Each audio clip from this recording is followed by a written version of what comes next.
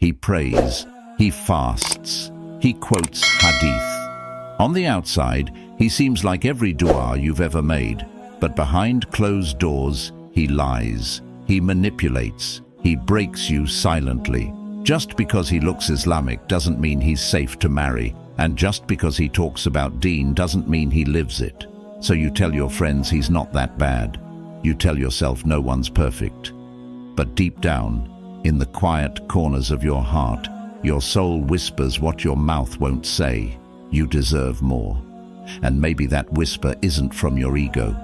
Maybe it's from Allah gently pulling you away from a path that could destroy you. Because Islam doesn't just tell you who to marry, it teaches you who to protect your heart from. This video is not here to shame anyone, and it's definitely not here for entertainment. It's here because too many good women who love Allah, who want to build a home on faith, end up hurt, confused, or broken. Not because they weren't good enough, but because no one warned them. So before you say yes, before you ignore another red flag, let's talk about the 7 types of men you should never marry, no matter how religious they look. Don't scroll, don't skip, because what you hear next might save your heart from the wrong man and lead it straight to the right one. Bismillah, let's begin. Type number 1. The man who uses Islam to control you.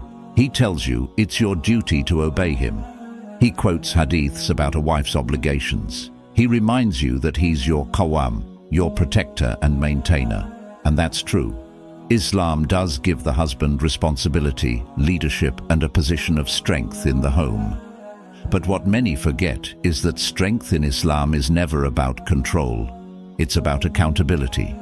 The Prophet Muhammad, sallallahu alaihi wasallam, was the greatest leader, and yet he, sallallahu alaihi wasallam, was the gentlest husband. He, sallallahu alaihi wasallam, never yelled at his wives. He, sallallahu alaihi wasallam, never humiliated them. He never demanded their silence to prove his authority. So if a man uses his position to silence you, scare you, or twist Islamic teachings to fit his ego, that's not qawwam, that's manipulation.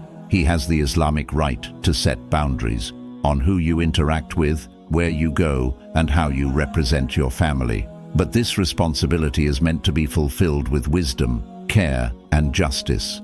When his guidance is rooted in sincere concern and delivered with gentleness, that is leadership. But when it becomes harsh, suffocating, or driven by ego, that's not protectiveness, that's control. This kind of man doesn't help you grow. He makes you shrink. He doesn't bring you closer to Allah. He brings you closer to fear, anxiety, and self-doubt. And you'll find yourself asking questions you never thought you'd ask. Am I a bad wife if I feel unheard? Is marriage supposed to feel like I'm walking on eggshells? Sister, no. Obedience in Islam is tied to love, not fear. A wife's obedience is a beautiful act of worship, but it's never meant to be forced, manipulated, or weaponized. The Prophet Muhammad, sallallahu alaihi wasallam, said, "The best of you are the best to their wives." The best, not the loudest, not the most controlling, not the one with the strongest arguments. And when the Prophet Muhammad, sallallahu alaihi wasallam, saw wrong in his household, he corrected with wisdom, not shouting, not guilt, not emotional abuse. So if his version of Islam makes you feel worthless, ashamed, or invisible, then it's not Islam, it's ego in a thobe.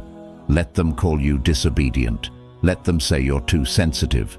Because the woman who knows her worth in the sight of Allah cannot be controlled by a man whose only strength is fear. And the man who truly fears Allah will lead you with gentleness, not dominance. He will raise your iman, not just raise his voice. May Allah protect every woman from the man who twists his words and guide her to the one who lives them. Type number 2. The man who looks religious but acts arrogant. He wears the thobe. He has a beard. He speaks with eloquence about deen. He knows the ahadith, quotes Quran, even teaches others. But when it comes to humility, he fails. He walks with pride. He speaks with condescension. He corrects others not to guide them, but to feel superior. And if you ever disagree with him, even kindly, he acts like you've disrespected all of Islam. This is the man who knows the deen, but has forgotten the akhlaq. The Prophet Muhammad, sallallahu alaihi wasallam, said, "No one humbles himself for the sake of Allah, except that Allah raises him in status." Sister, be careful. Because arrogance in a man doesn't always look like shouting. Sometimes it looks like making you feel small with a smile. He'll say, "You should improve your deen," but rarely reflects on improving his own character. He'll remind you of religious duties, but forget that kindness is a duty too. He'll say, "I'm just advising," but deep down it's not to uplift. It's to control or feel superior. A man of taqwa doesn't need to prove he's righteous. His character speaks before his tongue does. And when marriage becomes a space where you're constantly second-guessing yourself, not because you're wrong, but because you're made to feel beneath him, that's not a home, that's a stage for his ego. Let's not forget, men face pressures too. A good man tries, he struggles, but stays sincere. He may slip, but he repents. What we're talking about here is not imperfection, it's pride masked as piety. The Prophet Muhammad sallallahu alaihi wasallam was humble even when he had all the right to be proud. He served his family, he mended his own clothes, he took advice even from his wives, and he never acted like he was above correction. If a man can't be corrected, sir, not even gently, that's a sign he's not ready to be followed. Marriage isn't about marrying a scholar. It's about marrying a man whose character reflects what he teaches. So before you get swept away by appearances, the beard, the dawah, the platform, ask yourself, does he treat the waiter with respect?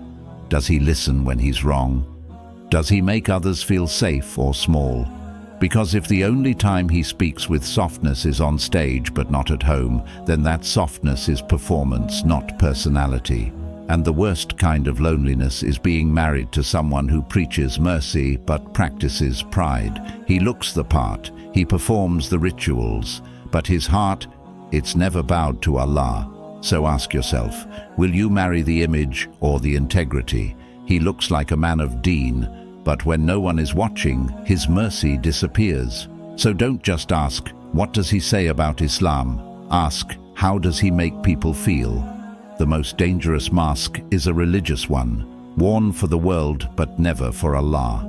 Number 3, the man who's emotionally unavailable. He provides, he pays the bills, he shows up physically, but emotionally, he's not there, not truly. You try to share your heart. You express what's bothering you. You cry in front of him, hoping for a moment of softness, and he shuts down. Or worse, he shuts you out. He'll say, "Why are you so emotional?" He'll sigh when you speak, change the subject, or walk away completely. To him, feelings are a burden. Vulnerability is weakness, emotional needs, unnecessary. And it makes you feel like you're asking too much just for needing to be heard. But you're not asking for luxury, you're asking for presence. This type of man doesn't abuse with his hands, but with his absence. Marriage is meant to be a place where souls rest, where emotions are safe, where love is not just heard but felt.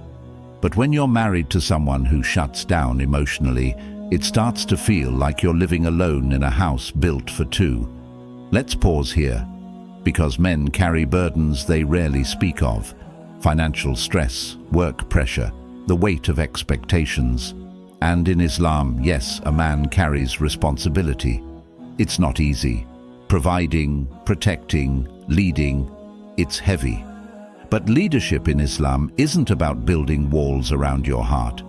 It's about opening doors of compassion. Muhammad, sallallahu alaihi wasallam, listened to his wives. When Aisha, radiallahu anha, was upset, he didn't dismiss her. He waited, he noticed, he validated, and sometimes being emotionally present means saying nothing, just being there, just listening, just holding space.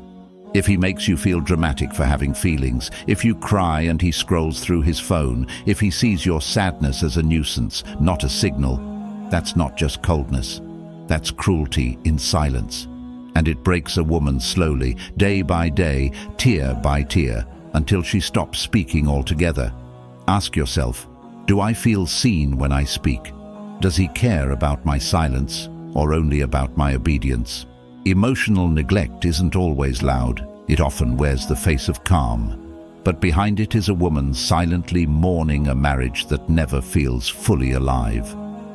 The worst feeling is lying next to someone every night, but feeling like you're not allowed to need them. Don't marry the man who shows up in the room, but never in your heart. Number 4. The man obsessed with control, not compassion. You don't need to go out. It's better if you stop talking to them. Why do you need anyone else when you have me? At first, it sounds like protectiveness. It even feels a little romantic. But slowly, your world starts shrinking until one day you realize you're not being loved, you're being managed. This isn't about leadership, it's about control, disguised as care. Islam gives men responsibility, yes, but it also gives them the weight of accountability. A husband in Islam is not a ruler over his wife. He's her shepherd, her support, her source of peace. The Prophet Muhammad ﷺ led his home with mercy, not monitoring. But this man, he oversteps his boundaries not to uphold Islam, but to feed his own sense of control. Yes, a man has rights in Islam. He can advise, he can protect, and he may guide his wife away from harm, including advising her about whom she speaks to or where she goes. But he must do so through wisdom and mercy, not through suspicion, restriction, or harshness. And no woman is obligated to surrender her dignity just to keep the peace. You'll start to notice you don't laugh as much. You hesitate before you speak. You flinch when your phone lights up. And still, he says, I'm just doing what's best for you. But control is never best for anyone, especially when it kills your voice. Ask yourself, do I feel like I need permission to be myself? Do I feel guided or guarded like property? Because love doesn't isolate you, it expands you, and real qawwam. True Islamic leadership is about carrying emotional weight, not using religious terms to silence you. So don't let a man misquote the Quran just to erase your identity. If his love requires fear, silence, and submission to his moods, it's not protection, it's possession. And the only thing worse than a loud oppressor is a silent controller who smiles while slowly stealing your freedom. Number 5. The man who lies and cheats. It starts small. A message he hides, a call he ignores, a story that doesn't quite add up. You give him the benefit of the doubt once, twice, maybe more, until you're no longer trusting him. You're just lying to yourself. This man lies with a calm face. He cheats with just enough distance to make you feel crazy for suspecting it. And when you confront him, he flips it on you. You're too insecure. You're always looking for a problem. But behind that phone screen is a trail of betrayals he thinks Allah doesn't see. Sister, let's be honest. Islam doesn't only forbid zina, it forbids deception, it forbids breaking trust, it forbids dragging someone's dignity through hidden sins and smooth excuses. The Prophet Muhammad ﷺ said, "There is no faith in one who cannot be trusted, and there is no religion in one who does not keep his promises." A man who lies easily worships his own desires, not his Lord. Marriage is a contract built on trust, and cheating, whether emotional, physical, or digital, destroys that contract at its core. And here's what's worse. He might still pray, he might still give dawah, he might even say, "I'm trying." But a man who truly fears Allah doesn't hide his sins, he runs from them. He doesn't make excuses, he makes repentance. Don't be fooled by his charm. Shaitan was charming once too, until arrogance made him fall. And let's speak truthfully, men are tested by their desires. It's not easy in this age of exposure, but Islam never gave men a license to cheat in silence while preaching in the public. So if you find yourself constantly questioning his loyalty, if his phone is always locked, but his gaze is never lowered, you're not being paranoid, you're being warned. Ask yourself, is he honest, even when it's uncomfortable? Does he fear hurting me or only getting caught? A man who cheats once without remorse can cheat again, and a man who lies without blinking can lie about anything. Marriage without trust is not safety. It's silent anxiety, and no woman deserves to share her soul with someone who plays with it behind her back. So before you overlook the red flags, remember this. The worst betrayal is not just between husband and wife. It's between a servant and his Lord. And if he can cheat in secret while saying Wallahi, that's not a man who will protect your heart. That's a man who's already sold his own. And number, the man who is addicted to bad habits. He doesn't scream, he doesn't hit, he even says he loves you, but every time things start to feel stable, he slips again. He disappears for hours. He lies about where he's been, his money gone, his mind clouded, his promises always broken. You want to believe him. You do believe him, because the man who stands before you isn't evil, he's wounded, he's trying. But here's the hardest truth no one tells you. Love cannot heal what only taqwa can. When a man is chained by addiction, whether it's gambling, alcohol, drugs, or even the secret sins no one sees, your loyalty won't be enough to change him. Only Allah can change hearts. And addiction doesn't just destroy the addict, it destroys the ones who love him most. You'll find yourself covering for him, lying for him, crying over him, praying for him, then blaming yourself when nothing changes. But here's what Islam teaches us. Do not destroy yourselves with your own hands, but do good. Indeed, Allah loves the doers of good. A man who drowns in haram and refuses to climb out will eventually pull you down with him, no matter how much you love him. Yes, Islam commands us to be patient. But patience is not self-destruction, and sabr is not staying silent while your life crumbles behind closed doors. Let's be honest, many men turn to addiction not because they're evil, but because they feel broken, lost, unseen. But a man who fears Allah will seek help, not hide behind your love while secretly destroying it. And if he says, I can stop anytime, I'll change once we're married, it's just a phase. Don't let fantasy silence your reality, because the man who can't let go of haram before marriage will not suddenly become righteous after it. Ask yourself, can I build a home on a foundation that's constantly cracking? Am I saving him or slowly losing myself?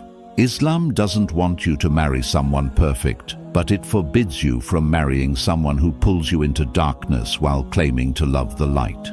So before you give your heart to a man drowning in addiction, remember, your role as a wife is to be his partner, not his rehab.